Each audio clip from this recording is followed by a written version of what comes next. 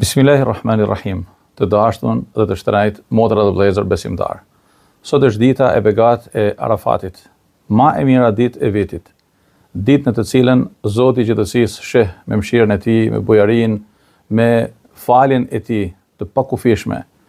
vëllezërit dhe motrat tanë në fushën e Arafatit, por na sheh të gjithëve ne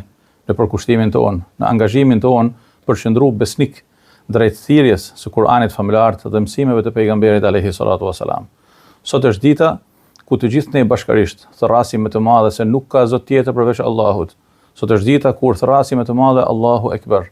për të dëbuar errësirat e shejtanit të mallkuar nga jeta e jonë e përditshme. Sot është momenti për t'u ndarë nga përkatësitë iluzive që njeriu e majnë të lidhur pas mirazheve të rreme që e bajnë peng dhe rob e skllav të shejtanit të mallkuar. Sot është dita ku nuk është pa ndonjëherë shejtani ma i poshtnuar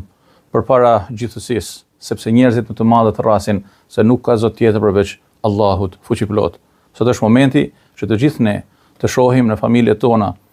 në rrethet tona shoqërore, në realitetin ku jetojmë, për të bërë mirë, për të ndërtuar të mirën, për të ndarë nga e keqja, për ta ndaluar të keqen, për të mos lejuar që tentakulat e shejtanit të përhapen gjithandej në familjet tona, në realitetet tona, në shoqërinë tonë, sepse në fund të fundit njeriu ka ardhur në këtë botë me një mision të shenjtë, për ta ndërtuar jetën, për ta zhvilluar atë, por mi bazat e asaj çfarë Zoti i Gjithësisë don nga gjithsecili për nesh, jo mi bazat e asaj që shejtani i mallkuar thret dhe frymëzon pasuesit e tij moment pas momenti, e ditë pas dite.